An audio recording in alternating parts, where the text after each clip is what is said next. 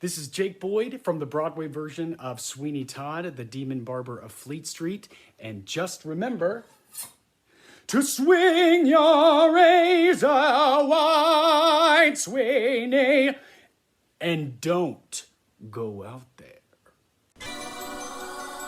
In a world where zombies, ghosts, serial killers, and vampires all exist, it's Nico, Brian, Mike, and Dustin, and they are all that stand between you and the films that could end the world. Welcome to the Don't Go Out There Horror Movie Podcast. Welcome back, everybody, to the Don't Go Out There Horror Movie Review Podcast. Just want to thank all our fans and listeners. I really appreciate all the support. Before we jump into tonight's film review, I just want to give a quick shout out to our social medias, Facebook, Twitter, and Instagram. If you just search for Don't Go Out There on those platforms, you'll find us. Or just go over to our website, don'tgoooutthere.com. You can find the links to all of our social medias, our interviews, our episodes, celebrity shout outs, our store. Anything you need is on our website. Don't go out there, listeners and fans. We have exciting new news. We are launching a Patreon-esque campaign called Blood Donors. You like that name? But we've created 5 donor tiers that give you the opportunity to earn different perks with donations, and in exchange for you helping us keep the lights on, you can earn t-shirts, autographed pictures, and even join us for an episode of your choice. Any donation goes straight to helping with web hosting, SoundCloud hosting, guest procurement, etc.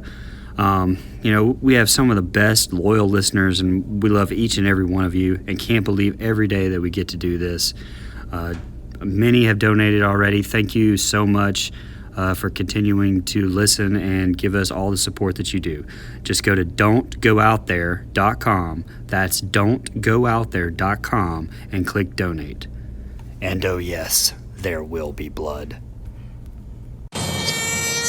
And we kind of took a week off last week from film reviews. We just had some scheduling conflicts, but we're back better than ever. And tonight we'll be taking on Brother Dustin's pick, 2007's Sweeney Todd. Dustin, do you want to tell the fans why you picked this movie and your general thoughts? Yeah, absolutely. Welcome back, brother. So, good to be back. Good to be back. Appreciate you guys holding it down in my absence. So first of all, I picked this movie because I love musicals. That's right. I'm not afraid to admit it. I love musicals from Chicago to Chicago, Burlesque, Moulin Rouge, Les Miserables, Rock of Ages, Hamilton, and Sweeney Todd, the Demon Barber of Fleet Street. I remember watching this movie in 2007 with my ex-girlfriend at the time. This was before I realized my love for musicals, and I was just captured by it. I was mesmerized by the way that the songs told the story. I don't know. I had never really watched musicals before, and this movie is what got me into the genre. And it also helps that the cast is phenomenal. It also helps that it's a Tim Burton film. It also helps that the singing and the songs are actually good and the storyline's good. So I love everything about this film. I was a little bit iffy on picking it because I wasn't sure how you 3 gents would respond or react to it. But I'm glad I did, because regardless, if I'm Jon Snow on the battlefield and everyone's coming against me, I'm going to hold my ground, even though I don't think it's going to be that way. I really enjoy this movie, and I thought it was time to bring some singing to the show. Brian, you want to go next? General thoughts? Yeah, sure. So I really love this movie as well. Of course, I'm a huge Tim Burton fan. I love his goth style. I think there's been like 7 or 8 Burton Depp team up combos. They're all good to me. Burton's one of my favorite directors, and this movie right here is no exception. Besides like Nightmare Before Christmas, if you can even count that, this is probably the only. I'm the opposite of Dustin in that regard, and Mike. This is probably the only musical that I really love. And ironically, I believe I read that Burton doesn't even like musicals. So it's just, it's just such a beautiful, like, tragic story, which is a weird thing to say on a horror movie podcast. I don't think I've said the word beautiful on here in a year and a half, but there you have it. Look, it's just an amazing cast, like you said. Half of the damn Harry Potter cast as well, by the way. Is amazing kills.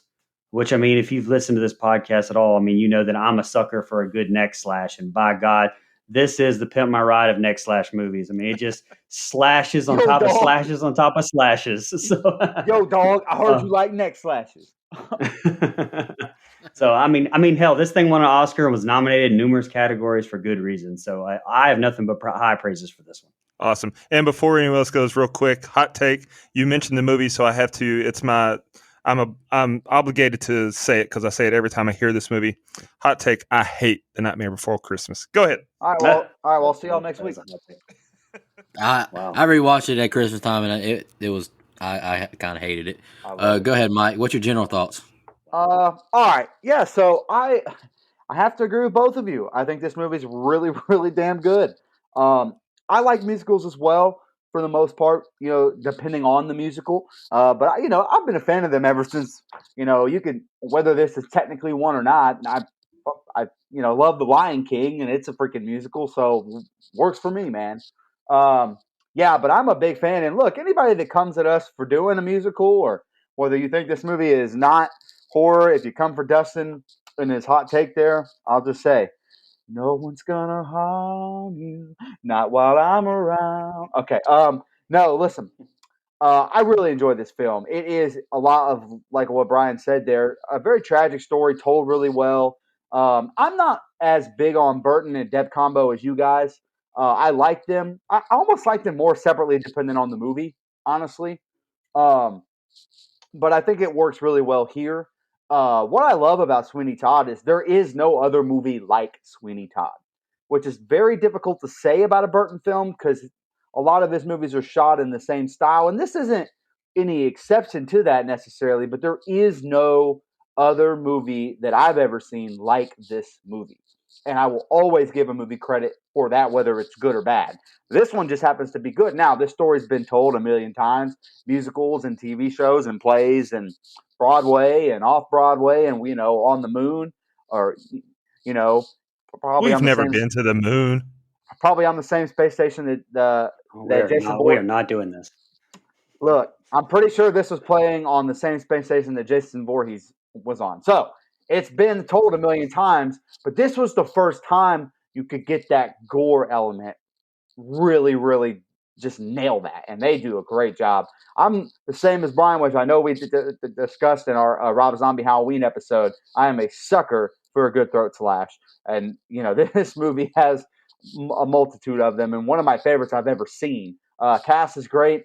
Depp, Sasha Baron Cohen. You have Alan Rickman, my man, R.I.P. Just a lot of really, really good stuff. And Mrs. Lovett, call me sometime. Wow. Not even 10 minutes in, we got to Call Me Sometime. All right, I'll go next. General I overview. took 3 weeks off from Call Me Sometime. I'm bringing it back. Fair enough. How you survive not saying it to Naomi Watts is impressive. Naomi Watts, Call Me Sometime. No, too late. Screw that. No one else said it either. I'm the first. Fair enough. General thoughts. Not a big musical fan, just like Brian said, but to all of your surprise, I really like this movie. It was great, honestly. I like Johnny Depp, and spoiler alert, I've got at least 2 Johnny Depp movies on my list for future film review, so be prepared for a couple more Johnny Depp horror films, which will be exciting and fun to do. But yeah, this was a fun movie. I the locations, the setting, the dreary gothic look was just awesome. I loved it. I love Sasha Baron Cohen in the movie. I thought his character was great. I love the scenes with him and Johnny. But yeah, I'm not gonna get too deep into it. I'll just say that I'm not a big musical fan, but I really like this movie. It was a blast, Dustin. I really enjoyed it. Awesome. Hey, before you go, Night Before Christmas rocks. All right, let's do this. Yeah, it does suck. Go ahead. All right, let's jump to the pal. scene by scene. I mean, it was cool when I was like 8. Still great. Hocus Pocus. You like Hocus Pocus fan? Get out of here, bro. All right. Let's go. Let's move on now. I didn't even like Nightmare Before Christmas when I was a kid. Go ahead. Still likes Hey, Hocus fuck Pocus. all of y'all. Hey, all right. The film starts with pipe organ music, then opening credits through a rainy London view. We see a blood splatter on a window with a barber chair inside this room. We get, blood going through sprockets into a title card. Then we see meat going through a grinder. Now we see meat pies cooking in the furnace and blood running into the sewer. And now we see a ship heading towards London. We meet Anthony now, who sings There's No Place Like London, and Sweeney joins him in his singing. He tells Anthony he'll learn more on life. Anthony and Sweeney have different views on London. He tells Anthony his mind is far from easy, and he sees the ghost in these familiar streets. He sings about a barber and his wife and how beautiful she was and virtuous. We see Sweeney before he became the demon barber, and he tells about the judge and him being taken from his wife. This was many years ago, and doubts anyone knows. He thanks Anthony for spotting him again and saving him from being lost on the ocean. Sweeney walks the streets of London, and the camera quickly goes through the rest of town. He makes it to Miss Lovett's meat pie shop. She's surprised when she sees him. She hasn't had a customer in weeks. She asks if he'd like some ale. They're the worst pies of London, she sings. We see bugs crawling everywhere. I wrote it's really gross in there. She complains of the price of meat, so it sounds like she's cooking the neighborhood cats. Times is hard, she says, as she kills a roach with her dough rolling pin. The two walk deeper into the building, and Sweeney stares at the stairs to the next floor. He asks why she doesn't rent the room out since she's struggling. She says they think it's haunted. Years ago, something happened up there. She sings of the barber and his wife. They transported him for life. Benjamin Barker was his name. His crime was foolishness. She sings of how the judge wanted his wife.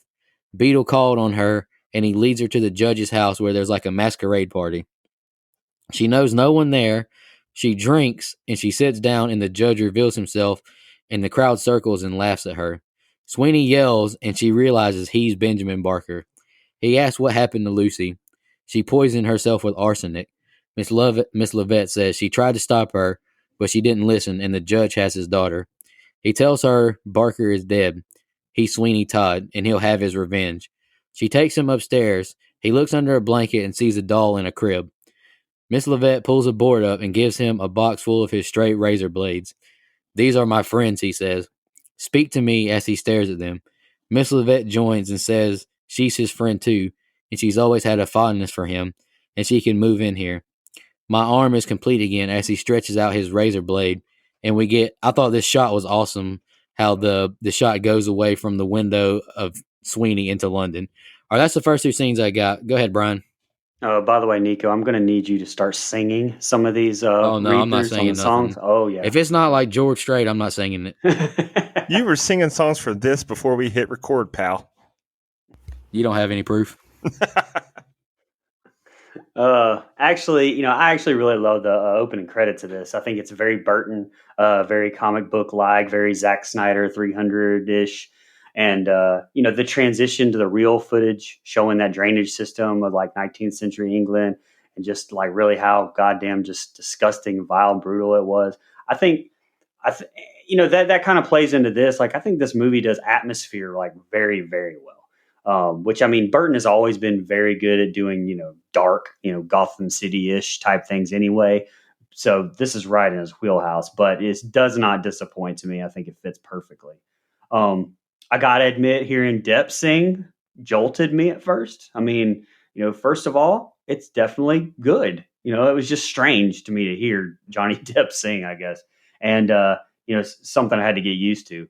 And I believe I read somewhere, unless I'm mistaken, that this was Depp, Rickman, and Helena Bonham Carter's first time singing actually on film. So that may be wrong about all three of them.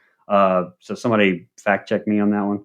But I thought that was pretty cool. The sets though. Look, we mentioned this movie won an Oscar and nominated, for two others, but the one it actually won for was production design, and by God, I think it deserved it.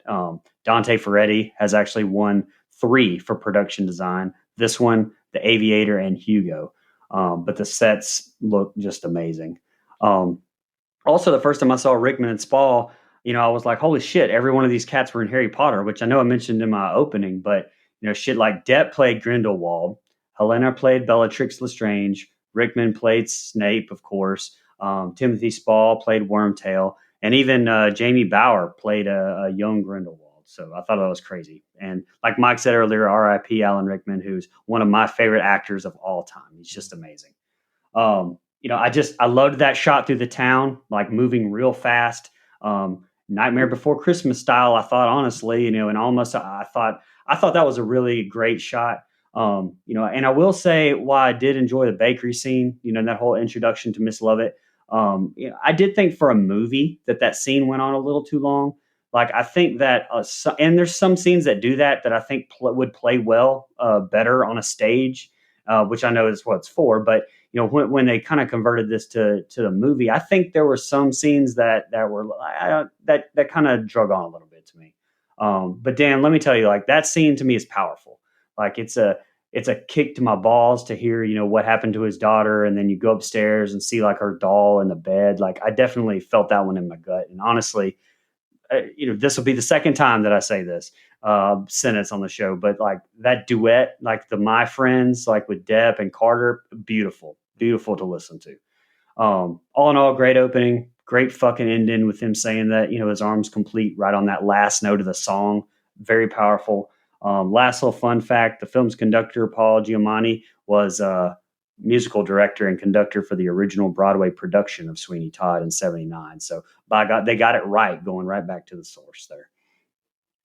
Yeah, so right off the bat here, and it's not a huge deal. It's now just kind of funny, but the CGI right here is bad with the blood and the meat. I don't know if that's on purpose. Like, is that Yeah, see, animation? I think that's on purpose. I don't think that was supposed to Okay, look realistic well, looking. because I think it's bad, but I wonder if that's just like in that Burton realm, that Burton style that you always kind of get. More like not. It's not full on claymation, but I mean, you've seen Nightmare Before Christmas. You've seen like things like Coraline and stuff like that. It kind of have that. It kind of had that aesthetic, so I kind of gave it a pass there. I love this opening song. There's no place like London. Okay, I think it's great. Um, uh, the way that this movie is shot is it's just like almost every other Tim Burton movie, but it works so well for a true, what I think it is anyway, a true horror movie. And we don't always get a ton of those from Burton. I mean, there's some dark stuff. You talked about Gotham City. He does that so well too. But this captures 19th century London very, very well. And you're kind of right about Depp. While I don't think his singing is like all world or anything, I don't need it to be for a movie. Like I've watched a lot of other musicals where the singing wasn't always great, but we're still telling the story here.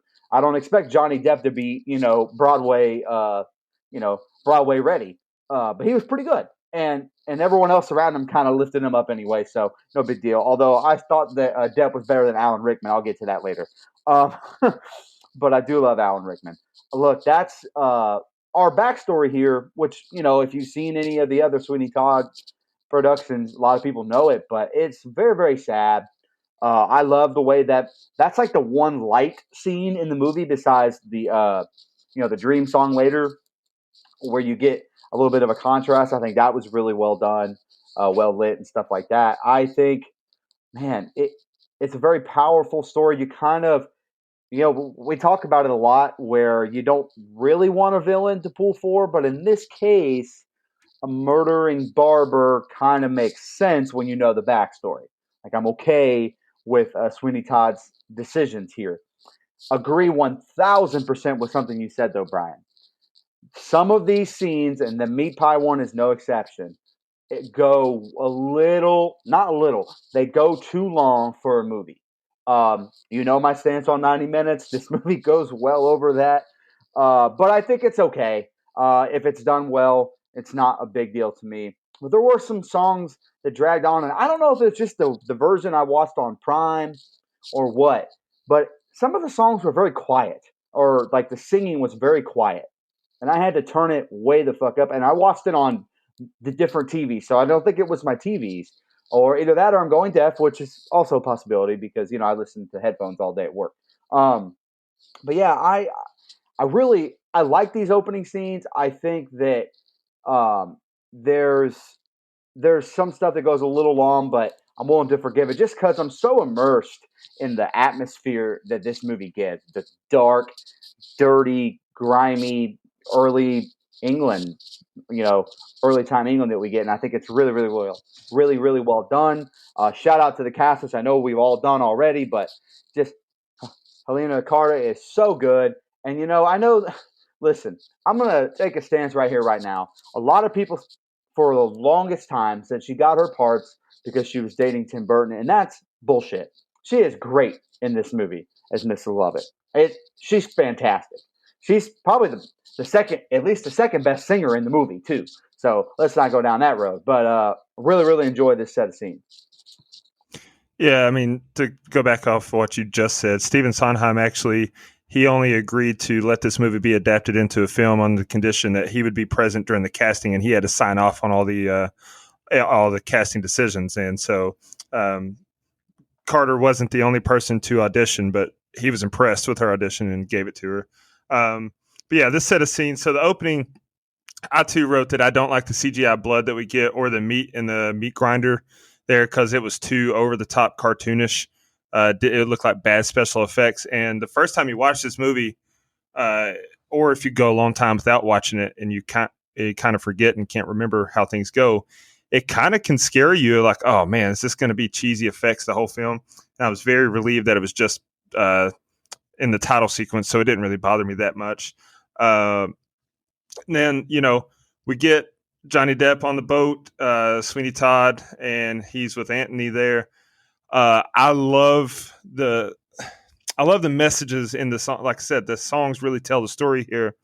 And when Anthony is singing about there's no place like London, he's singing in this optimistic, hopeful way. He's riding into the city. He's going to achieve great things. And then Sweeney Todd scoops in with his verse and just completely flips the vibe. When he says there's a hole in the world like a great black pit, and the vermin of the world inhabit it, and its morals aren't worth what a pig can spit, and it goes by the name of London. Like, damn, okay, you don't like this place, so it lets you know that we're in for some bad stuff going on once he gets into town. I too, like Brian said, I love the camera scene or the camera shots where Sweeney's walking over to Fleet Street and the camera kind of slides off of him and zooms through the streets, and you get a look at the surrounding environment.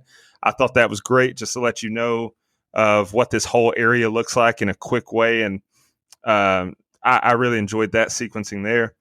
One of the things I really like that this movie does is the atmosphere as far as the lighting. So from the opening scenes here, when we meet Sweeney Todd, it's very dark, dull, grim, dingy looking, and cold looking. I think that's, from the viewer's perspective, you're supposed to be viewing this as this is Sweeney Todd's world. It's a very dark place for him, because if you notice, anytime that it's a flashback to his life with Joanna, or when he's thinking about Joanna or being told about Joanna up until she went, he lost everything, the lighting changes. It's very bright and warm. When Miss Lovett is later on in the film, when Miss Lovett is having this fantasy in her head of, oh, let's run off and do all these things and get married, the lighting changes. It's very warm. It's very bright and sunny, happy, cheery. And so I really like how the lighting really sets the mood for what we're supposed to be feeling during the majority of this film. And then, when we meet Miss Lovett, you want to talk about telling another story and some foreshadowing with her lyrics. She's talking about Mrs. Mooney. Mrs. Mooney has a pie shop, does business, but I noticed something weird. All the neighborhood cats have disappeared. She's popping pussies into pies. Wouldn't do in my shop. And the thought of it's enough to make you sick. And I'm telling you, them pussy cats is quick. So it's funny because she's talking about how she wouldn't stoop to the level of putting cats in her pies.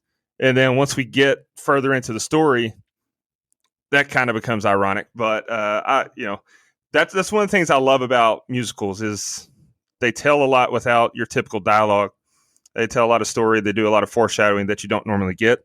And so really like this set of scenes here. This, like I said, the cinematography is great. Like you mentioned, Nico, I love the shot when his arm is completed with his friend, and the camera pans out through the window. One of the only negative things I can say about this movie, though, is to go off of what Mike said. I agree. The mixing was off. The volume, the mixing between the lyrics and the music, or the dialogue and the music, or the score is a little off. It made it a little bit hard to hear at times, because I watched this movie on the same TV that I watch most of my movies in my living room. The sound is great on that TV, but at times it became a little difficult to hear and understand the lyrics of what they were singing, because the music was so overpowering to their singing voices. But that's a minor critique, because subtitles are there for a reason. We're good. All right, now we see Anthony again. He's walking the streets and he sits on a bench. He looks up as he hears Joanna singing in the window. And I wrote, my man is infatuated. She sings of her cage being dim and dark. Judge Turpin looks through a peephole at her singing. She smiles at Anthony, then she stands up and walks into a room. A beggar woman approaches Anthony and begs for money, and he asks whose house this is. It's Judge Turpin's house, and be safe. Any young man who tries her will get a good whipping, and he keeps her secluded. Now he sings to her, I feel you, and he dreams of her. He sings, I'll steal you, Joanna, and the judge calls him to come inside. He has him sit down, and he's embarrassed that a sailor got lost.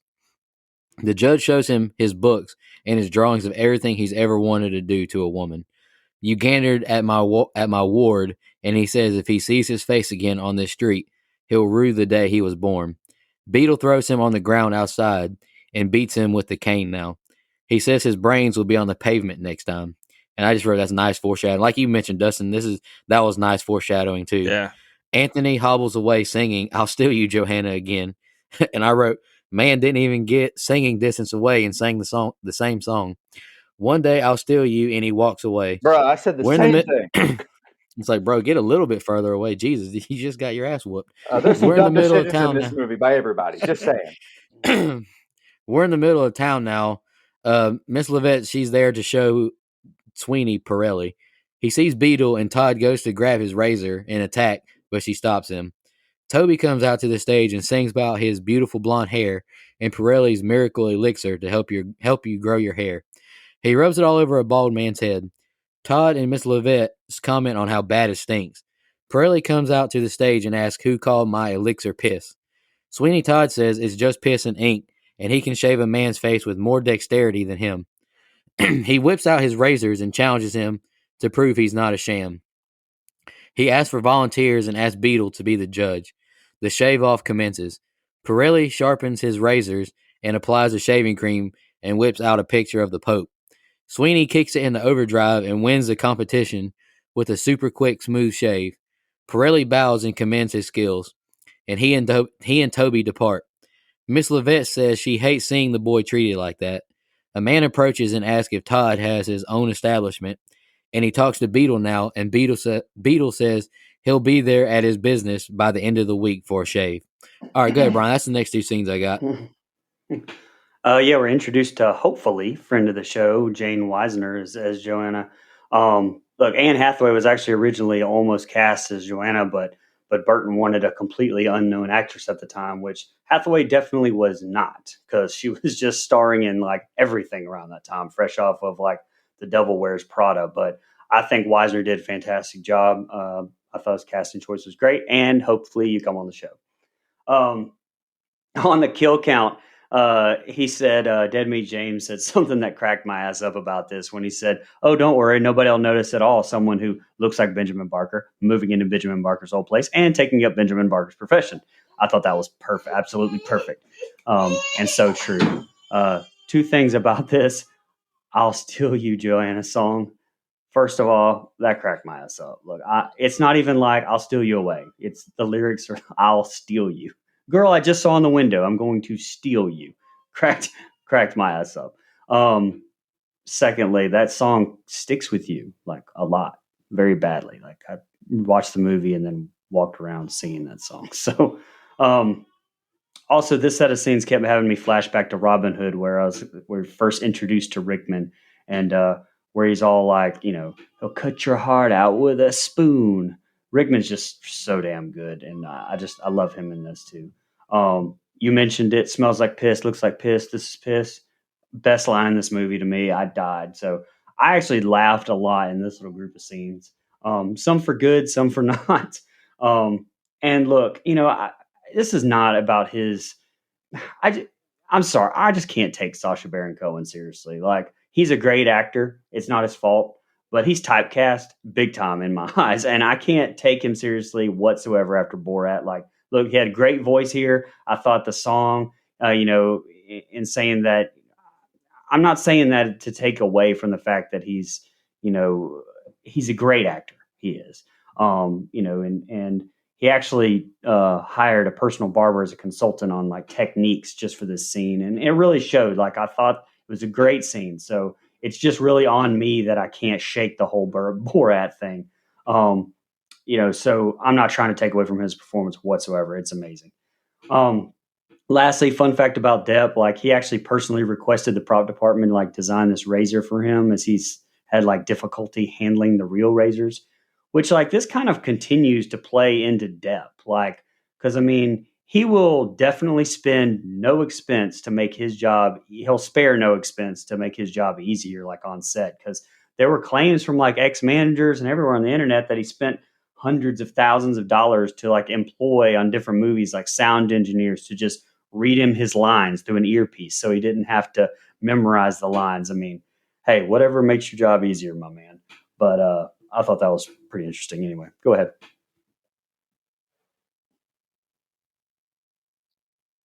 Yeah, so okay, I kind of said it in the group text earlier, so I'm going to say it here now. The character of Anthony annoys the shit out of me, and I don't know if that's a hot take or not. I just and again, you got to put him in here because of the source material. But I mean, he doesn't do it for me. I just kind of feel like his whole purpose ends up kind of being irrelevant in a way. Now we get a good song about this. I'll steal you, Johanna. Like that's a really good song. I'm here for that song. I don't understand his role long term, and so he are really annoying. It does make for a little bit of comic relief when he gets his ass beat there. I'm not gonna lie, maybe because I'm not a big fan of the character. I don't know, but when Beetle beats his ass, I get a good kick out of it. I don't know. I love this stuff with Sasha Baron Cohen. I think it's one of my favorite scenes in the movie, and I understand not being able to take him seriously. I've seen him in other serious stuff, and so I could kind of remove myself from that Borat and the god awful piece of dog shit flaming house turd fuck that is Bruno, that movie. I don't know what I just said there, but that's how bad that movie is. House turd fuck. That's going on a shirt. It's terrible. That's one of the worst pieces of shit I've ever seen. But Borat is not. But anyway, I've seen him in other serious stuff, so I could kind of remove myself from that Borat side of him and just kind of see him. For whatever reason, he likes to put his dick out on camera. I know it's not actually visible here, but clearly he's Man's going for everyone being man's able to see his bulge. man's got a hog. Show it off. I don't The think. man, I don't know. he admittedly packs it in, so I he was might like, not have a I don't hog. know. He just admittedly packs it up. I've seen that man in a tankini. He didn't have no hog. Fuck that. He didn't have no hog. I've seen Borat too many times. No, no, no. Yeah, didn't you see the black box they had to censor his dong with? That thing was like 6 feet long. If I were making my own movie, I'd put a big ass black box on mine too, brother. uh, no, and again, we do love Dead Meat James on this show, so I'm going to reference something he said, and I said the same thing. This time period sucks so much ass that they're entertained by a shaving contest. That sounds terrible to me. But it's entertaining in this movie, and I love this is piss. I like all that stuff. Really, really good dialogue. Songs carry it across. This is a really well acted scene by Depp. He's just and Sasha Baron Cohen. He's kind of nervous and rattled, and Depp's just cool, calm, collected, but evil as hell. I love Depp in this scene. I think he's so good. Um, I love this. I know we've all kind of touched on it, but even the daytime in this movie is a darker version of daytime. So kind of like Dustin touched on, and Brian, I believe both of you kind of hinted at it at least, where you kind of see the world through Sweeney Todd's eyes, and you kind of get that here, where I just love it. The setting, the mood that this movie gives, it just sucks me in no matter what's going on. And so I really like this scene. I like that we get the boy here whose name, for whatever freaking reason, I'm drawing a blank on. I love that's how we get him involved here. Toby. So yeah, I love that we get him, and if you took Anthony out of this movie, you wouldn't miss him. Just saying. Yeah, so this set of scenes, I agree with what you said there. Anthony is annoying, but I mean at the same time, he's got this like innocent cheerfulness, like optimism in his eyes that everything's going to work out for him. He's going to get his girl. He's going to save her day. And even after he got thrown out and had his belongings tossed on top of his head, that was funny when he threw the bag and it just landed on the back of his head. He's like, he's not going to let that deter him. He's still going to steal her away. Anthony ain't scared of shit. I respect it. I too love the Pirelli scene, the song. The distraction in the crowd caused by Sweeney and Miss Lovett when they're talking about how it smells like piss. This is piss with ink. That too is one of my favorite parts of the movie. And I love Sasha Baron Cohen. I think he's brilliant. I think he's,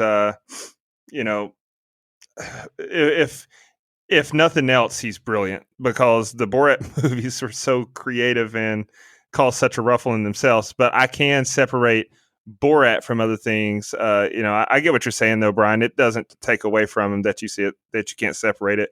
I love the guy, and I think he delivers again here.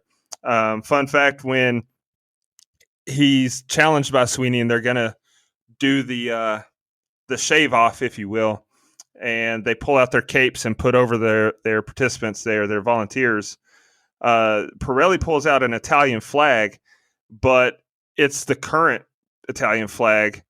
And before 1946, the Italian flag in the white section had a coat of arms in it. So there's a little error in the film there. That's not the correct Italian flag, but that's okay. We can forget that. And then it's funny when Pirelli's sharpening his blade there. He's just cutting the shit out of Toby's hands with no regard for his little knuckles. I died laughing, dude. It's so funny. He's wincing and whimpering every time it hits his knuckles, and Pirelli's like, I don't care. And then I also love in this scene how Sweeney Todd hit him with the old tortoise and hare approach. Slow and steady wins the race, because my man was elaborate in the way he sharpened his blade and just took his sweet ass time. And then when the time is right, he'll strike and get it over with and win the race. I thought that was awesome. My God, how nasty and creepy is Beetle? I mean, that guy just looks like a nasty pervert. Like, he looks like someone who, if you go to that website, it's going to have a red dot in their house because it needs to let the neighborhood know he lives there. Like, he just looks nasty. So yeah, I thought it was a great set of scenes. You can see the scheme in Sweeney Todd's plan here. He's gonna, you see the wheels in motion of what we're gonna get to, and I thought this was a great transitional scene. All right, Turpin looks through the peephole at Joanna again. She sees Anthony lurking in the streets. She opens the window and throws down a key to him. He runs off with the key. She closes the window, all while being watched. Sweeney is sharpening his razor. He asks why hasn't Beetle come yet.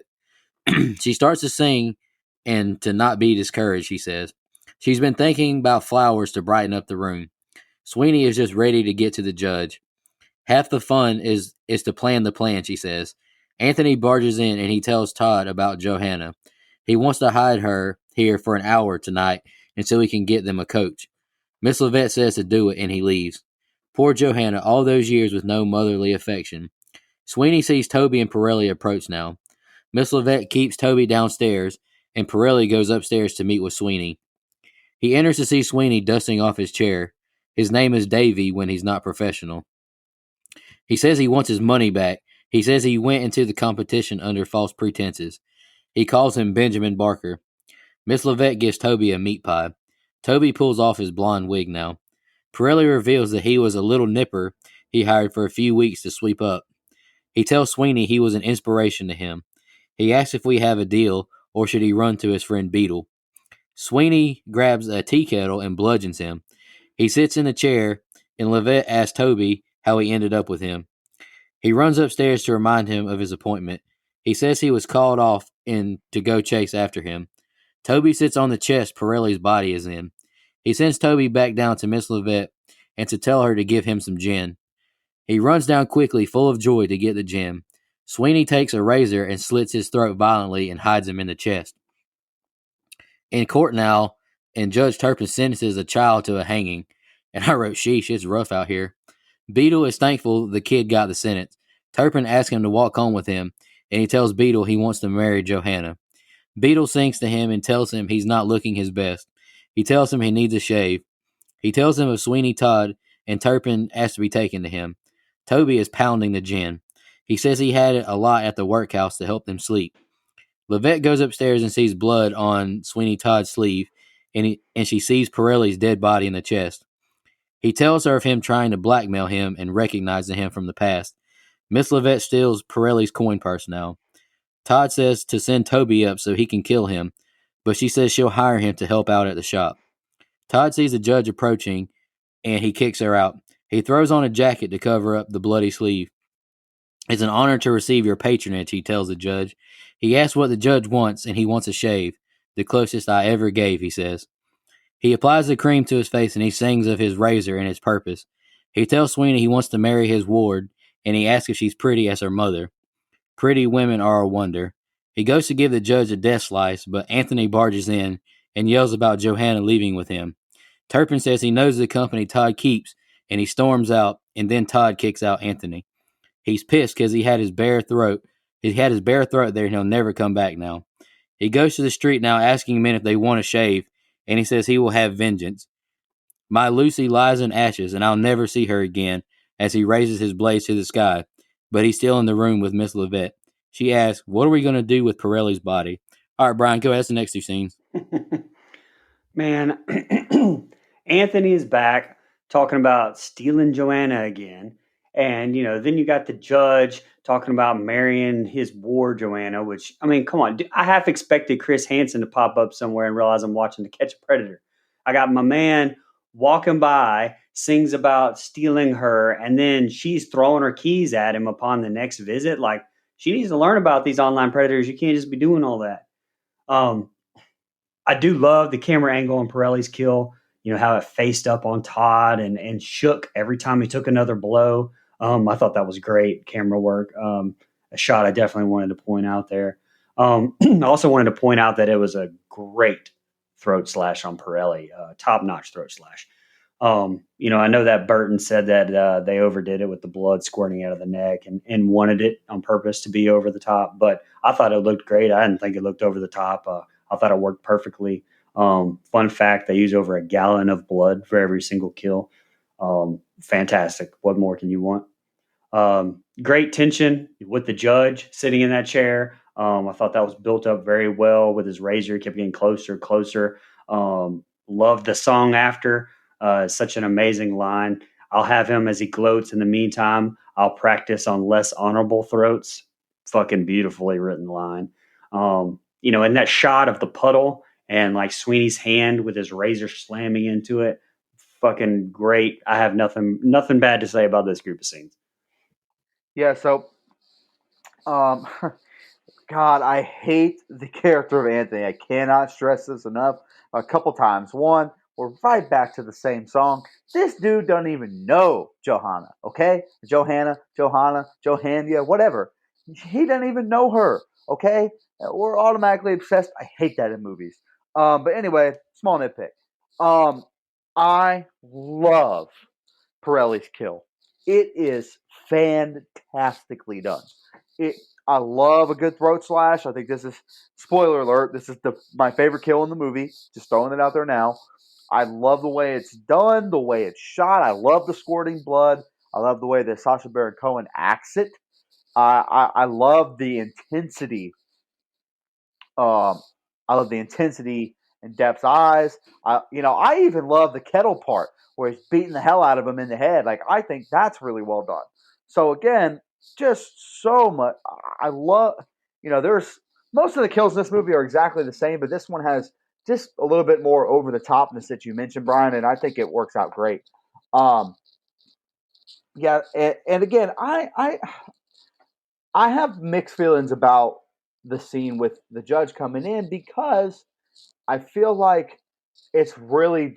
I understand what I understand what Todd is doing there, where he wants to kind of savor this moment because he's about to kill the guy that took his family from him, that shipped him off to Australia or wherever, and he wants to kind of savor in that moment and kind of fool him a little bit, sing with him. By the way, a lot of people like that song, the Pretty Woman song. I hate that song. It's my least favorite in this movie to me.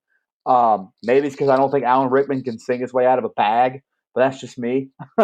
uh, but I love the way the scene is acted by both guys. I think they're both great. I have mixed feelings because if we're just watching this through the lens of a traditional horror movie, which I tried not to, but this is a really dumb decision by Sweeney Todd. Just kill the son of a bitch. If it were any other horror movie, he'd be dead. I get what they're doing. I understand the character decision. He wanted to kind of milk that moment a little bit for himself. Ended up costing him, which is another reason why Anthony freaking sucks, man. You are the reason we didn't get him killed earlier. It sucks ass. I hate it. But and I love the song after as well. So there's some really good, man. There's really only one song I don't like in this movie, and it's the song between the two of them about the pretty women dancing or whatever the hell they said. Like, it's just not my, not for me. But outside of that, I mean, I just love. I've said it every set of scenes, and I'm going to say it the rest of this film review. I just love the way these scenes are shot. Uh, I love I'm so high on this Pirelli kill. Like, it honestly doesn't get much better outside of one that was like kind of 1A, 1B coming up later. Yeah, I can agree with that. So Pirelli he's the worst kind of person. He's trying to extort Sweeney Todd, trying to blackmail him, threatening to snitch on him and tell everybody if he doesn't, fuck that guy. He deserved what was coming to him. And man, did we get a brutal kill. I love this kill because of how unexpected it is. I mean, up until this point, we've been led to believe there's going to be some murders because it's a horror film. B, he's a psychopath with a bunch of sharp blades, who has a vengeance. And, but up until this point, we thought his beef was just with Judge Turpin. And this was awesome because it shows that anyone can get it. I like that mentality. And then, fast forward to Judge Turpin in court. Man, he shows no mercy to that kid, sentenced to death. And so I like that little scene. It's kind of irrelevant and necessary to the plot, but it makes when he has his moment at the end of the movie, it makes it that much sweeter because he's a piece of shit all around. And so I really like that he gets, we get to see just how corrupt he is and how ruthless he is. I really underrated part of this movie is when after he's killed Pirelli and Miss Lovett comes in and she's like, "What'd you do?" And he's like, "Well, he knew who I was. He was going to tell on me." She's, "Oh, okay. I thought you lost your marbles." Like, I love how she's just like, "Oh, okay." I thought you were really crazy after he just killed a man. So I thought that was really underrated. That is a ride or die chick right there. She's going to be his Bonnie to his Clyde. I like that. And man, my man Anthony, he could fuck up a wet dream. Like, how he's got Judge Turpin dead to rights. You just barge in talking about, "I found her, I'm going to steal her." Like, man, it's a window in that door. Look, read the room. Literally, you can see that he's got his number one target in his chair. Just give him a minute to handle things and then come back later. But no, dumbass has to barge in and ruin the whole thing. So overall, though, I like that. That scene kind of reminds me of, the scene in this second second Lion King reference of the show. Mike mentioned Lion King earlier. This scene kind of reminds me of, when Scar is in the cave and he's got that mouse that's running across his paw, and they tell him, the mouse runs off. He says, "Didn't your mother tell you not to play with your food?" Like, that's exactly what Sweeney Todd did here. He had his target acquired, but he was just kind of savoring the moment a little bit too long. And so I actually really enjoy that. I like how it drags it out and then builds some suspense of, ooh, he just got away. He's never coming back. Is Sweeney Todd going to actually get his man? And so I really enjoy this set of scenes. All right, they go downstairs and find Toby drunk and passed out. She pours him a glass of gin. He says at dark we can go bury the body. She looks out the window and talks of the relatives that'll come look for him. She says what a waste. He has a large frame and she complains of meat prices again. Sweeney grabs her by the hands and they dance. They say man devours man in the real world. Why not in this shop? She wants him to try the priest. Then they bring up the poet, the lawyer, and the Royal Marine and other people in town. They say they'll take any customers, no discrimination. Joanna is in her room packing, and Turpin breaks in catching her. She says she will leave, and he says he's found her new lodgings. He tells her to think on her sins, and then Beetle pounces on her. They load her in a horse and buggy. Anthony runs to the judge and asks where they're taking her. Sweeney stares at the barber chair, and he rigs up a contraption that dumps the bodies backwards down a chute into the basement. Anthony is in a dark street singing I Feel You, Joanna again. Now we see Sweeney kill his first victim and drop him down the chute and commences to go on a killing spree. And he sings about Joanna now as well. The beggar lady sees the smoke and calls it a sign of the devil. Mischief, mischief, mischief. He kills an innocent old man with a blood splatter into the camera. The beggar woman grabs Toby and tells him to go tell the city is on fire. Sweeney sees a wife and daughter and spares a man's life, but then kills another man. Anthony makes it to the asylum Joanna is kept at now. Sweeney rubs his bloody hand over a picture of his wife Lucy. The town folks see the sign for Miss Levette's grand reopening of the meat pie shop. Toby sings and draws in a crowd. He's a waiter for the restaurant. Business is booming, and they're devouring the meat pies. Miss Levette kicks out the beggar lady as she serves customers. Sweeney goes to the balcony and welcomes another customer, and she calls him fresh supplies. And now Miss Levette has Toby kick the old woman out again. All right, Brian, that's the next two scenes I got. Yeah, so this is kind of what I was talking about earlier with the singing about turning them into pies. I felt like that went on a little too long for me. Something again, like I said, would have been probably better fitted for a Broadway stage. I wouldn't mind sitting there watching that for that, but for some reason, for a movie, I just was like, oh, okay, all right, come on, we get it. His first kill, showing the trap door. I mean, holy shit, as they hit the floor. I mean, it looked absolutely fantastic. Props to the people who did these prosthetics and the costume design. Neil Scanlon and Colleen Atwood, just unreal. Those props, everything looked fantastic. Let me just insert a touch of logic here and say that this plan is, and I mean, maybe Sweeney Todd doesn't care, but if you're not looking to get caught, this isn't the best plan. Like you don't think some of these people told anyone that they were going to get a shave? I mean, I know he's not a criminal mastermind here. I mean, he's no Kaiser Soze, but the fact that he even built this contraption and the plan for meat pies, at least that shows like a little bit of like need for longevity, and killing anyone coming in just doesn't seem like the greatest plan to me. Now, I mean, I know in the next set of scenes, like she does kind of touch on that some, but I don't think that it's explored enough here, and maybe it is more in the actual play. But just explored enough to like let me know that it's not just people that won't be missed, and that it's not more than just randomness. So, lastly, something else that just it really picks up in this set of scenes, and again, just really makes you think that I really like how this just whole thing is just about bad people, or like basically a bad person deep inside,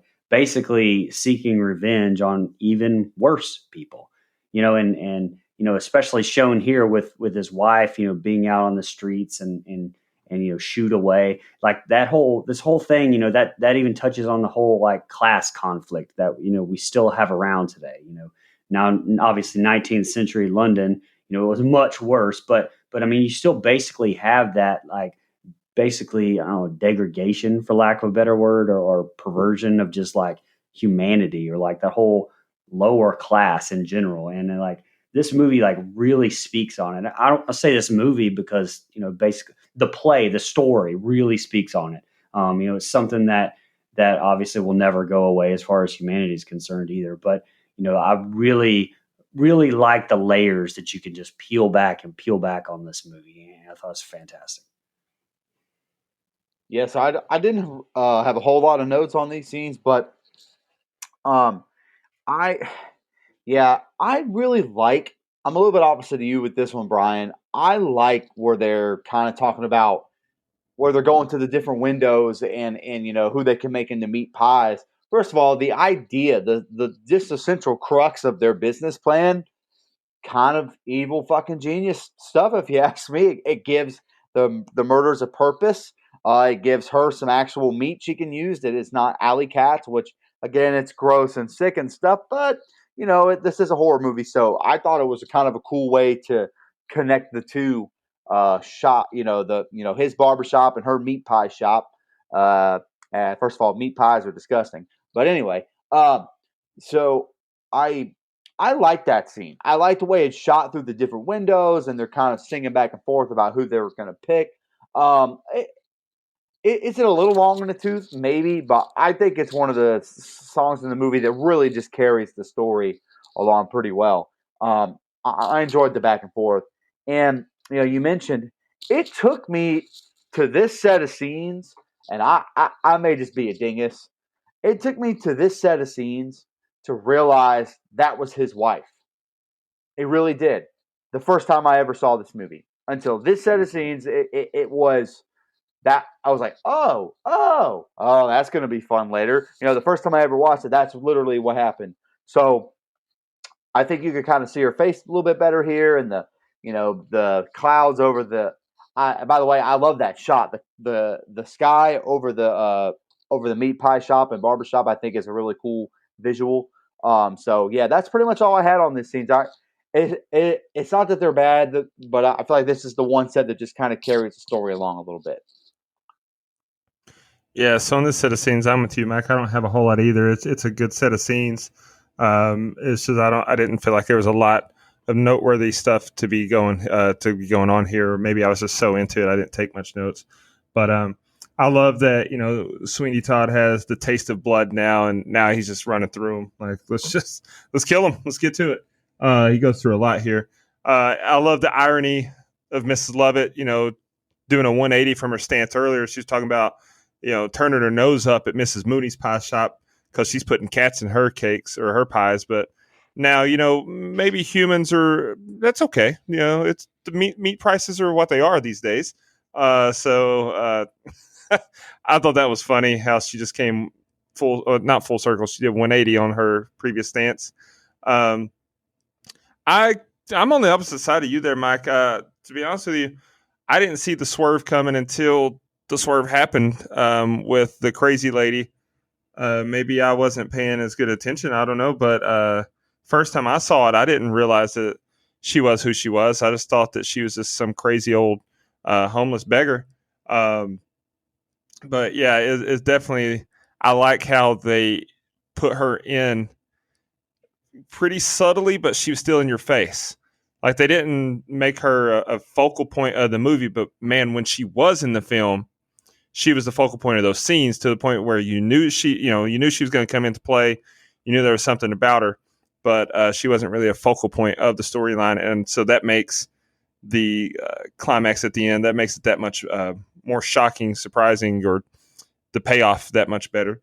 Right, and those prosthetics she had on made it hard for you to tell. I mean, they did a great job with that. Yeah, exactly. And that just goes back to everything about this film with the atmosphere, the lighting, because the lighting played into it as well, because it wasn't as well lit. When we saw when we saw Lucy earlier in the film, it was sunny, it was bright, it was warm memories, and now it's all dark and dreary. Couldn't really tell who she was. And so I really think it's a good set of scenes too. It's a good advancement set of scenes here. All right, now we see Sweeney and Miss Lovett sitting in a beautiful field, and she wants to put up a boar's head or two in the restaurant. And I wrote, Sweeney doesn't seem to be listening. He's only focused on getting to the judge. She sings of of how happy she is, and kisses his cheek repeatedly. Now we see them on a beach by the sea, and we keep cutting to them in different locations of their life's progressions, and we see Sweeney looks depressed in every shot. We see them get married, then back to the field with him sitting on the blanket. Next day she brings him breakfast, and she asks him what Lucy looked like. She had yellow hair, he says. Then she says he needs to move on, and life is for the alive. Anthony barges in and says she's locked in Fogg's asylum. He says he'll set up Anthony as a wig maker's apprentice so he can sneak in and get her. Sweeney writes a letter and has Toby deliver it to Old Bailey and only give it to Judge Turpin, and do not stop or speak. That night, Toby walks in the room with Miss Levette and thanks her for keeping him out of the workhouse. Nothing's going to harm you while I'm around, he sings to her. He says demons prowling everywhere. She asks what he's talking about, and he says he's thinking about Mr. Todd. He sings he won't hide a thing from you like some. She pulls out a coin and gives to him. Then he notices it's Mr. Pirelli's purse. He wants them two to leave. They sit on a chair, and she holds him close, and she sings, nothing's going to harm you now to you. He says demons will charm you with a smile. She says now is the time to go learn how to bake the pies. They go into the basement, and he says he feels bad about her walking up and down all the stairs. And he also comments how bad the smell is. She shows him how to use the grinder and the furnace. He asks if he can have a pie while he waits for her to come back. And that's the next two scenes I got, Brian, and the next two are the ending. Go ahead. Admittedly, the first time that I saw this scene with the sunshine, and them, it seemed out of place, and I didn't like it. But again, this is one of those films like we talked about with the layers, and the second or third time I watched it, like I really got it. I got it. It took me watching it a couple of times, but I got it. It's really showing this fantasy world that she's living in. Especially in a drastic comparison to Todd. I thought it was a very, very cool shot as the camera, showed them at the beach, and then hovered over them and kind of flipped back, showing them in a field. Um, you do get the director's trademark, black and white stripes here. Burton going back to Beetlejuice and everything else. They show up all the time in his movies. I thought that was a cool little callback. Um, Another very, very cool shot where it appears, she walks in behind Todd to leave him food, but then like starts talking to him, and then you realize it was a mirror the whole time. It's a very subtle thing like that, but it really stood out to me. I thought that was just very well done the way that they did that. It's this whole thing is just it's very tragic. I guess that's the right word. I mean, like I said earlier, you get so wrapped up in these characters, and it really starts here to really kind of hit home that you really kind of get this kind of sense of dread, I guess, with you, that you really kind of like, this is where you're like, this is not really going to be a happy ending, and I would love to see this on Broadway, like I said, because it's just so much more of that, like getting wrapped up in these characters, and it's just so tragic because there is no happy ending here. Todd's killing these people. His choices, his revenge doesn't bring any change in the end. Nothing's really different before he started all of this, and it's really deep. But again, maybe Todd was never looking for that happy ending.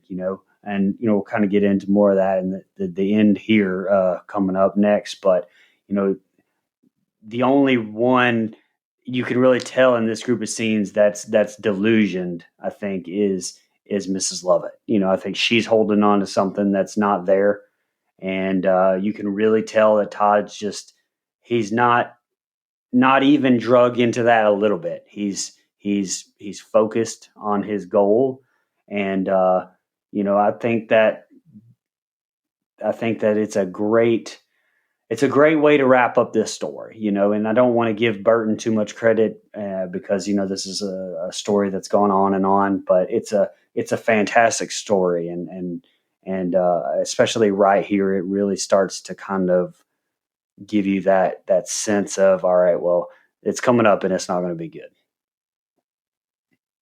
Yeah, so two things I haven't actually touched on yet that I meant to earlier.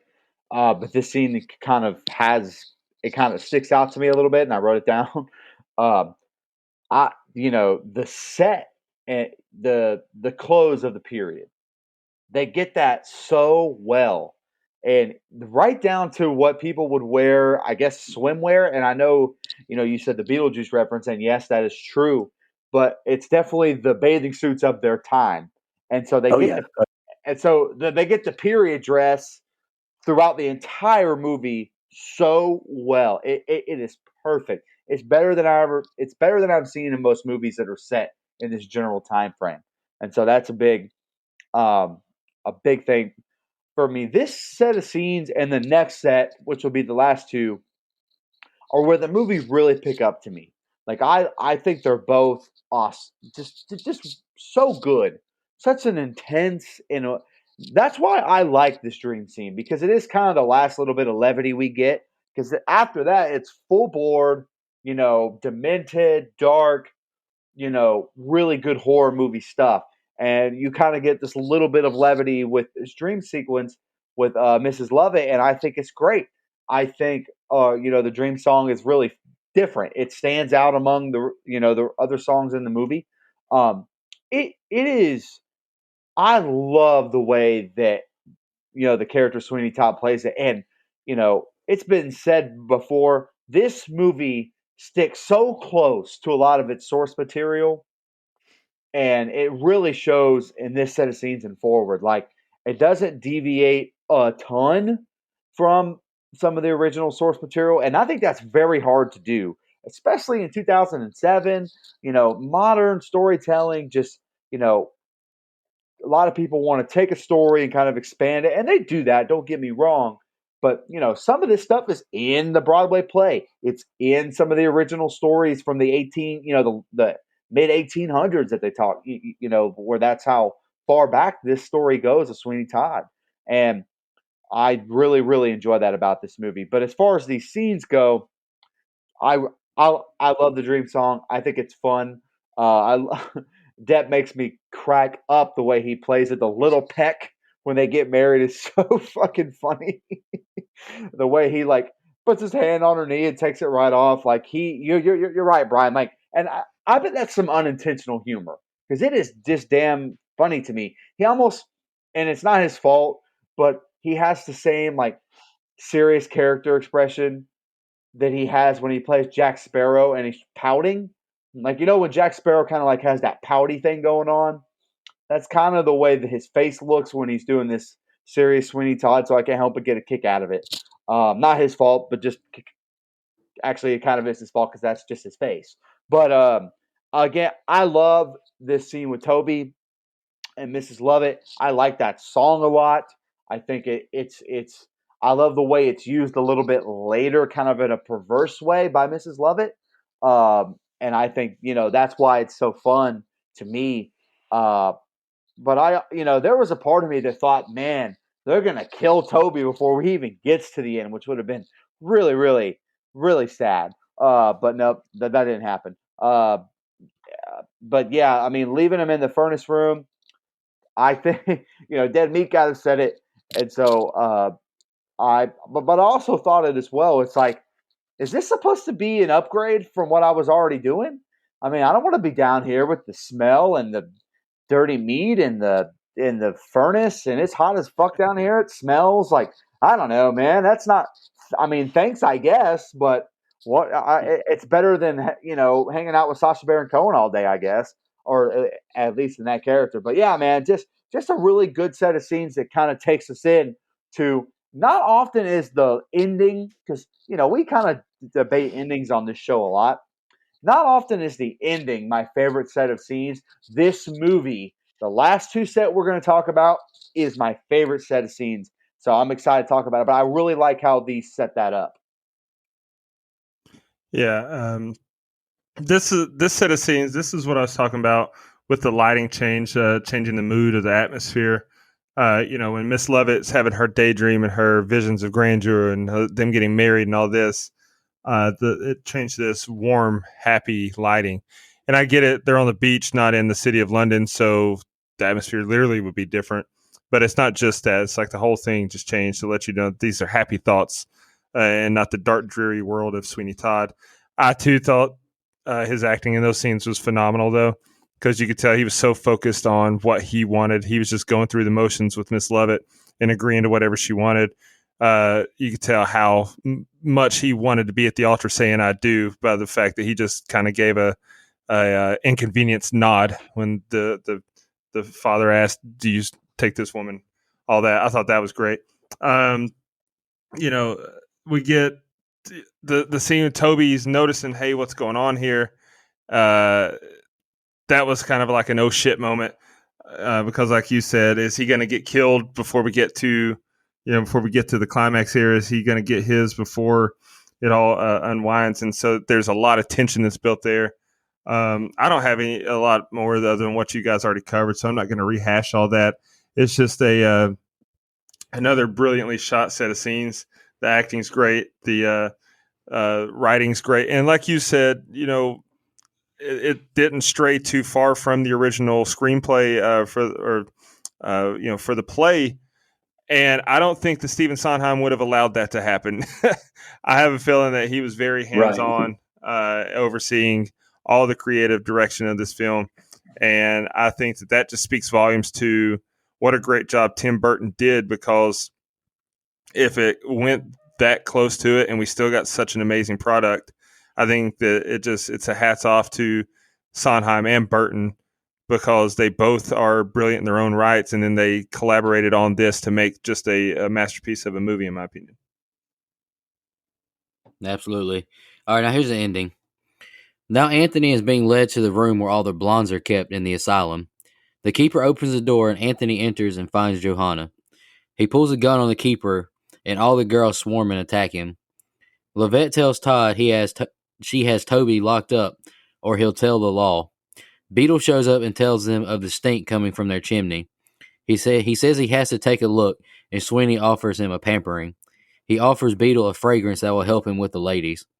He escorts him up the stairs and asks if he'd like some rum.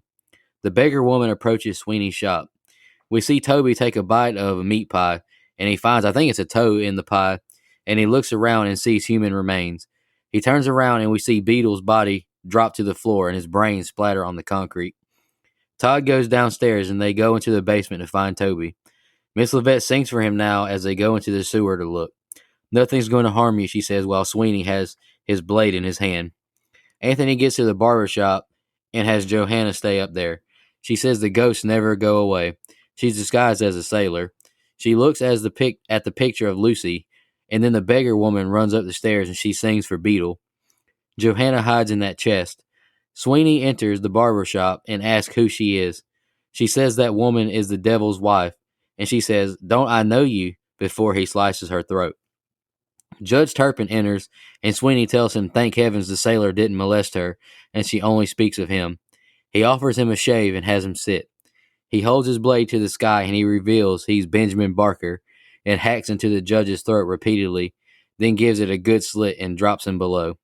Sweeney tells his blade to rest now and forever. He notices Joanna in the trunk now and walks to her. He offers a shave and goes to slice her throat, but says, "Forget my face," when he hears Miss Lovett scream. And I wrote, the judge somehow is still alive and tries to grab Miss Lovett. She notices the beggar woman there too. Todd asks why she screamed. He goes to grab the judge and throw him in the furnace, but recognizes the beggar woman as his wife Lucy. He calls out Lovett for knowing she was still alive. She said she never lied, and the poison affected her head, and she tells him she loves him. He asks her to dance, my love. They dance, and he throws her into the furnace, killing her. He sits above his wife Lucy and holds her in his arms. Toby sneaks in from the sewer and grabs a razor blade and slices Sweeney's throat, killing him. He bleeds on his dead wife's face. I wrote, very impressed he doesn't fall over, to be honest. The film ends with an ending shot of him holding her by the furnace. Brian, what'd you think about the ending, man? Man, I love it. It's so powerful. I'm like Dustin, where I didn't know the first time that I saw that the little twist, because they did such a good job again, with the prosthetics and making her look like a crazy homeless person that you're just kind of not really paying a whole lot of attention to throughout the movie. But when you get hit with that reveal, you're just like, oh shit, like, and honestly, I was kind of thinking, okay, well, I think he's going to maybe accidentally, especially when he didn't really recognize her. I thought he was going to kill his daughter by accident, and that would have been terrible too. But the twist I thought was wow. I thought it was great. Spoiler alert, Bailey. I think that's my least favorite kill. Him hitting the ground I thought was awesome, but since he was dead beforehand, I'm going to go with that being the kill, the next slice. And I was disappointed with it because it didn't really show much. And that's a testament to Timothy Spall's acting as Beetle, but and anything else he's in, the dude's fantastic. He's a phenomenal actor.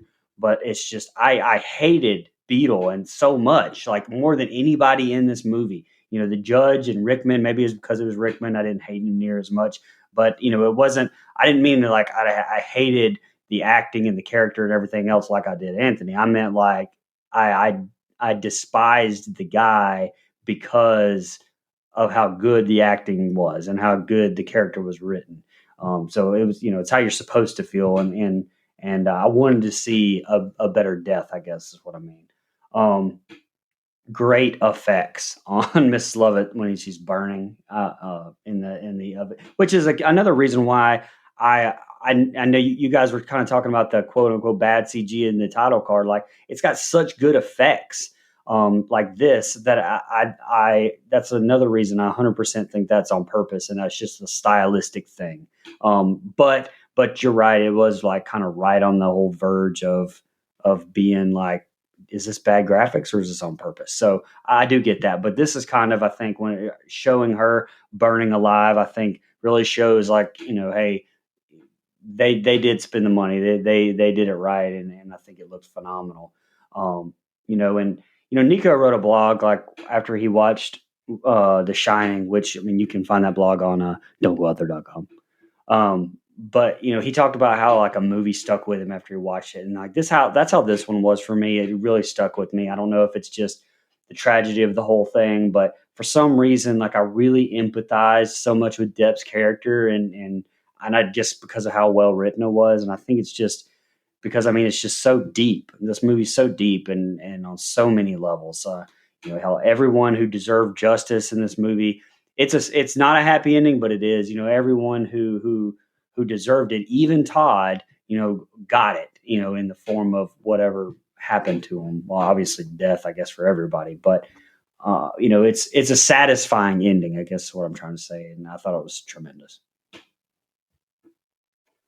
Yeah, I already kind of touched on it in the last set of scenes, but this is definitely my favorite set of scenes. I think the intensity picks up, and just a traditional horror movie sense. Like this is probably the quote unquote scariest parts of the movie to me, or they kind of go back to what a lot of people consider traditional horror, and I think it's great. Um, Again, I could deal without this Anthony and Johanna storyline, probably because this set is that's my only nitpick about. And look, that's the source material. I get it, but I don't like the way that just kind of fizzles out into nothing almost. Like it really doesn't end up in anything. And I think that's really we've wasted time with those two characters in general. Whether that's just me and there's more and the play version that I've never seen, I'm not gonna lie and say I've seen it. I haven't seen it. So maybe there is more to it, but in this movie it just kind of ends up being nothing. And that's a shame because we spent so much damn time talking about stealing Johanna and finally steals her and we get nothing out of it. So that was a little frustrating. But outside of that, I love the set of scenes. I think that Sweeney Todd, Johnny Depp, is so evil in this set of scenes that it leaps off the screen. First of all, I love the Beetle kill. I maybe not necessarily the kill itself, but the effects that you get with basically his brains exploding on the ground. Oh, I love that kill. It is perfect. It's foreshadowing, like you guys mentioned, and I think it's perfect. Um, Again, when you realize that Sweeney Todd does not know that's his wife that he slits the throat of, that is a moment. That's a deep moment because there's still this little grain the first time you watch the movie, this little grain in your mind that makes you think he's going to get what he wants, which is Johanna and his wife, and you don't. He's not getting that. He just killed one of them. And that was, man, what an intense scene, especially because he still doesn't realize it until he's down, in the furnace room and stuff. And I love the kill of the judge. I think it's awesome. The effects are good. I honestly, we've seen so many throat slashes, and we get a throat slash, but we haven't really seen a ton of stabbings, and we get that here. And I think it's really different and perfect. And he screams his real name, and I think that's awesome. And just some really good stuff. Some good back and forth between Rickman and Depp there. Just phenomenal acting, and I think plays so well with those two characters. I love the scene down in the furnace. I think it's man, when he realizes that Mrs. Levitt lied about his wife, and for a brief moment you kind of buy that he's over it. Maybe that was the lift he needed, but no, he's pissed. He didn't give a shit about Mrs. Levitt in that way. He throws her in the fire, like you mentioned, Brian. Those effects are fantastic. And other people have kind of talked about this, and I haven't read too much into the deep history of these characters before this movie, but I guess he kind of lets Toby kill him from behind. Am I right on that? He just kind of says, "I feel you. I see you back there. Come on, take me. I have nothing left to live for now." That's the way I took that too. So, and that is so emotional, so deep, because, like you said, nobody really gets what they want out of this movie. Toby doesn't get to stay with Mrs. Lovett; she's dead. Sweeney Todd doesn't get what he wants. Nobody really gets what they want, except for maybe Anthony, which is annoying as hell that he's the one that ends up getting what he wants. But anyway, but again, I love this set of scenes. There is so much good here. Acting, the way it's shot, the music in these set. Oh, it's so good. I love it. I think this is some of my favorite stuff that we've done on this show in a while. Just as far as a set of scenes combined together, man, this ranks up there. It seriously bumps the movie up for me. These last two sets of scenes. Yeah, I couldn't have said it better, Mike. I mean, I think we can all agree that I have the best taste on the show. So anyway, all right, pal. You made me watch Bones, which I'll never forgive. I don't recall. Man, can we talk about what a sick ass doctor that was in that asylum? Like, oh my god, what a pervert! Like, one of my regrets in this movie is that we didn't get to see him get his comeuppance. Like, I would have liked to see him. Yeah, I would like to see him literally ripped limb from limb by those girls in that asylum because he deserved it. What a sick ass man. Fast forward though, when Toby's kind of figuring things out, and Miss Lovett's running the diversion and takes him down to the furnace. She's like, "Hey, work on this shit. I'll be back in a minute." And he's eating the pies.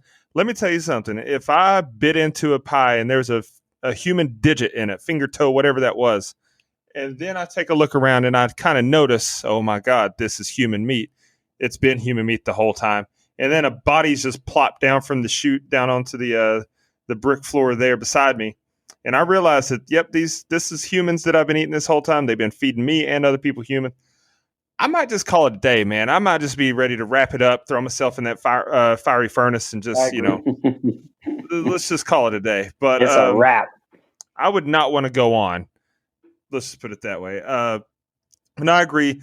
Beetle's death was not as satisfying as you'd like, the actual kill. But man, his fat ass plopping off that floor and his brain splatter and everything. That was a shot. I love that. Turpin's kill, man, it was just as brutally beautiful as Pirelli's. Like, violence. He didn't slit his throat. He stabbed him in the throat. And the blood was just going everywhere. Burton used over a gallon of fake blood per kill in this thing. And I have to think that this one had even more because that shit was shooting everywhere. I loved it. Man, the throat slice of Lucy, that's just a kick in the nuts. Like when you realize what he's done and when he realizes what he's done and you realize that all he's ever wanted, his life was taken from him unjustly. He came back and he actually had a chance to salvage it this whole time. Now, granted, she was crazy. She probably couldn't have been salvaged, but she recognized him. So maybe there's hope. But, that hope went out the window when he cut her throat. And then you realize that Miss Lovett knew this whole time, but she selfishly had been sheltering him from the truth because she was wanting him for her. Like, that is such. This is a beautifully tragic ending. It's very similar to like a Shakespearean ending. Like, there's no happiness to be found here. It's just sad and powerful, and it all comes full circle. Great ending here. I don't blame Sweeney at all for killing Miss Lovett. You know, you just let me kill my wife. You could have told me who that was. And then I also can't really blame Sweeney at all for letting Toby kill him, because what else does he have at this point? He's got Joanna, but he didn't know that was Joanna, and he just ran her off. And he just killed his wife. So I get it, man. And then Toby, I thought it was very poetic of Toby being the sole survivor there in the shop, because you got Toby, and as much as we hate Anthony and Joanna, them being the three that lived, it's like the youth, the innocence and optimism of the youth is what survived. They're the pure ones in the movie. They haven't done anything wrong. Anthony's a dumbass, but he hasn't done anything wrong necessarily. And so I think it's a beautiful send-off that the pure in the world is going to outlive the evil, even Sweeney himself, because he's our hero. He's our anti-hero in this movie. He's the one that we've been following his journey, but let's not forget that he was a murderous lunatic. So he was evil too. Right. So yeah, I do actually like how the three innocent kids lived, to kind of the good outweighs the bad kind of ending we get here. All right, y'all got any more final thoughts before we jump into our fun facts? We don't have any fan questions. Let's do it. All right, I'll just go ahead and knock out mine real quick. These are all from IMDb. For his audition, Sasha Baron Cohen sang the entire score of Fiddler on the Roof from 1971 for director Tim Burton. Helena Bonham Carter rehearsed her songs while practicing baking techniques in order to perfect the quick sense. I don't even know how to pronounce that word.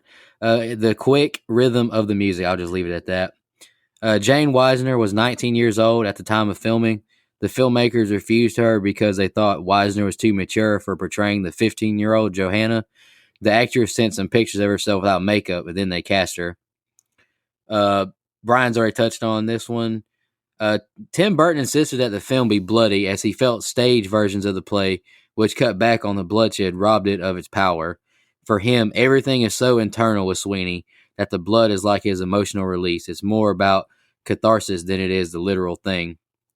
And the last one I have is Todd is only seen completing 2 shaves, one on a man in the street for the competition against Signor Adolfo Pirelli, and the other on the man who is with his wife and children. Judge Turpin leaves Todd before Todd can finish, and all the other shaves end in Todd cutting their throats.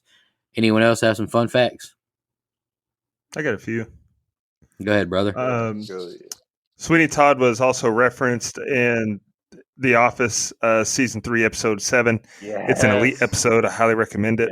Yes, yes it is. When Ed Helms is up on a table singing, it's fantastic. Oh, it's great. Michael Scott drops his champagne bottle and it rolls all the way down, interrupts. Anyway, this is Don't Go Out There, not the Office review show. This is only one of 3 Tim Burton films not to be scored by Danny Elfman. I thought that's incredible. Like, of all the movies that Tim Burton has made, Danny Elfman has scored them all except for 3. This is the 7th collaboration between Tim Burton and Johnny Depp, which I think Brian mentioned earlier.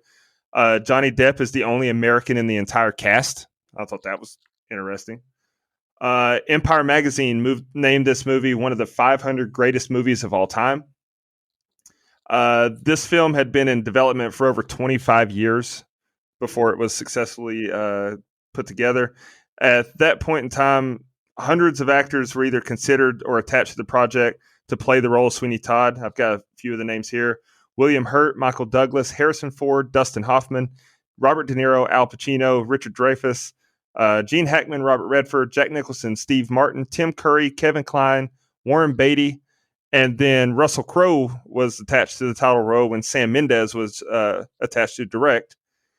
And then the last one I've got here, I'm sorry, but stood out to me. So, in case you're wondering, Helena Bonham Carter's cleavage and bust size actually fluctuates during the movie because she was pregnant during filming and the scenes were filmed out of sequence. So if you're wondering why they stand out more in some scenes than others, that's why. Fantastic. Just call me anytime. Yeah. So this movie had a budget of who was it? Sorry, did I say $50 million? Jesus Christ, I need to write better zeros. It grossed $152 million, or somewhere over $152 million. So made its money back. There. I read online. I don't think this is a fun fact, but I read online that they're gonna that someone else picked up the development of another remake of this telling, which I just don't know why you would want to do another movie version of this when you already have such a good one. Like you ran off all those actors there, and I don't think anyone could pull it off like Johnny Depp did. I agree. And there's some Brian? legendary actors I named there. I mean, that's just incredible. It Yeah. goes to show how well he did. And honestly, that list you read, I just couldn't see any of them Nah, me pulling either. off this gothic look. And I mean, I love Jack Nicholson, but I just don't think he could pull the look off right. Well, and then again, I mean, none of those were cast necessarily or even considered by Tim Burton. So those were under Right. different directors, different. I'm sure there was very different visions for the film. But Right. how funny would it have been to get Al Pacino doing his fake Cuban accent in a Tim Burton adaptation of this movie? Brian, you got any fun facts? No, I said mine during the thing. Alrighty. It's time for our favorite kill, least favorite kill, and the rating. Does anybody want to go first tonight? Or I can, it doesn't matter. Go ahead, man. I'll just go first. I agree with you, Mike. My eyes popped up whenever you said this. My favorite kill is Pirelli too.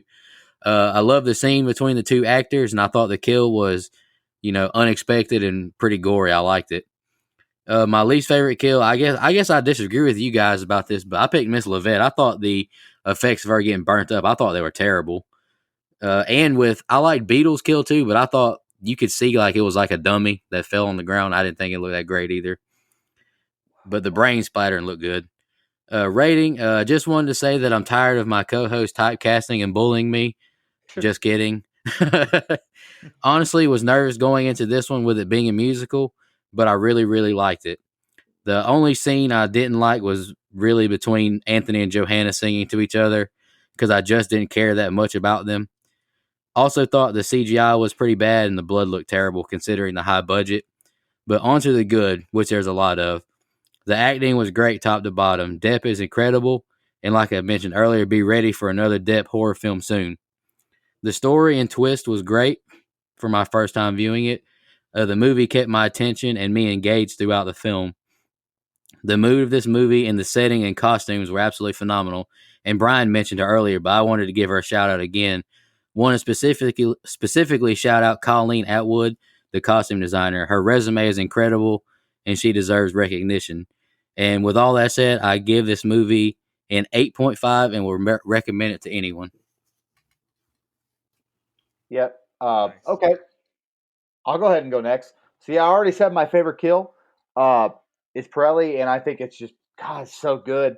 And again, it was kind of hard to have a least favorite kill because after a while, the throat thrash or throat slashes kind of get repetitive. So one of the random ones that you don't really see is probably my least favorite. But I kind of think they're all good because, like Brian, sucker for a good throat slash when it's done well.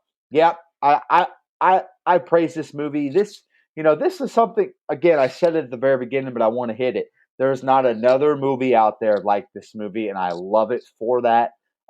It is a little long for me to just sit and watch it, but when I do watch it, I remember how much I enjoy it, and that's one of the things I love about this movie. Love the gore, love the acting. I think it's fantastic all across the board. No one miscast. No one does a bad job. I just love it. The music is really good. Burton really shines as a director in this movie. I agree with Empire as it being one of the 500 greatest films ever. I can agree with that 100%. I gave this movie an 8.75. Okay, I'll go ahead and go since Dustin picked this. He can go last. Mine's quick, short and sweet. The worst kill, I already said it. Bailey. Best kill, Pirelli. Loved it. Loved everything about it. I kind of even talked a lot about really my feelings on this, how deep I thought it was. I want to say, and I'm not 100% sure on this, I want to say the last probably 4 or 5 movies, even going back to like whatever it was after Leprechaun, I want to say I ranked every one of them. I've thrown an 8 or above on, and it's not going to be any different for this one. I'm going to give this one an 8.25. Actually, is what I have written down. So loved it. Thought it was great. All right. So we're off to a great start here. I mean, man, I tell you, this just really goes to show I've got great movie taste. So God as far damn. as this movie, like I said, I really like this movie. The effects and the kills, even though there was a lot of them, there was kind of back to back to back, and we didn't see much. The blood splatter made up for it. So my least favorite kill wasn't. My least favorite kill wasn't necessarily a bad. It wasn't poorly shot or anything. I went with Lucy being my least favorite kill just because of how damn sad and tragic it is. It's just kicking the nuts. So I went from least favorite kill as in I really hate that happened.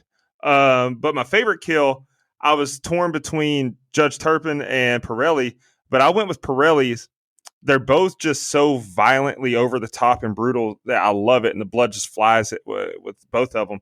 But I went with Pirelli's because of how unexpected it was, how brutal it was, and it set the precedent for the movie because that was our first one, and we thought his beef was just with Judge Turpin, and so I like how Pirelli was kind of oh, okay, this is where we're going for this film. As far as this movie goes, like I said, it's very rewatchable for me. It is a little long. I get that, 116 minutes or whatever it is. It is a bit long, but it's entertaining. So it doesn't feel like it drags out that much to me. Overall, I'd recommend this movie to anyone. I agree. It's one of the when you list 500 must-see movies or greatest movies ever, Jesus, that's a lot of movies to consider. But Right. It's got to be there just because that's so many movies, and this is such a great movie. Overall, I went with a 9. And so when you take that and divide it by our scores, that gives us 8.625 for the composite. I'll pull up IMDb's real quick just to see where they're at. And we're higher than them, but holy crap, there's a lot of ratings. Out of 347,269 ratings, they gave it a 7.3. But that's still high considering all the amount of ratings. But They we're smoke above them. crack. Well, a lot of haters that came out for it too. IMDb, who was on crack? Oh, Really good movie pick, Dustin. Does anybody got any final thoughts for Brian announces his pick next week? I'm good. All right, Brian, go ahead. Announce your pick for next week, brother.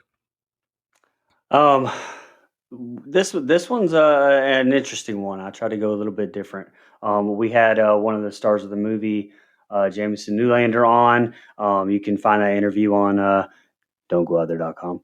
But I picked Bone Tomahawk. It's a star-studded cast. Kurt Russell is the head. I mean, there's a ton of people in it, including Dustin's man Arquette. But I'm looking forward to seeing what everybody thinks about that because it took me a couple of watches to really decide what I even thought about it in the first place. So it's gonna be an interesting one to talk about, I think. I forgot it had Arquette in it. 4.5 soon come. All right, I'll see y'all next week. Oh, Wow. and our first horror Western on the show. Yep. That's true. I just want to thank all the fans and listeners. Really appreciate Absolutely. it. I just want to give a quick shout out to some of our new Patreons, our blood donors, as we like to call them. For the Dream Warrior, we have Miss Tasha Reed. Thank you for your contribution. And we got 2 legend level Patreons, blood donors, as we call them. Ms. Joe Swinford, and Matt Sears. We really, really thank you guys for contributing Absolutely. and Thanks helping so us keep the lights on, keep these mics hot, keep Mike's sultry voice on the waves. We really appreciate y'all's donations. It means a lot to us. Absolutely. And like I said, we'll be back next week. We really appreciate all the support, whether you give $5 or $75. We really just appreciate you guys engaging with us and, you know, loving the show. It means a lot to us getting a lot of the messages we've been getting. Y'all have a good one, and we'll be back next week with Bone Tomahawk. Just want to remind everybody,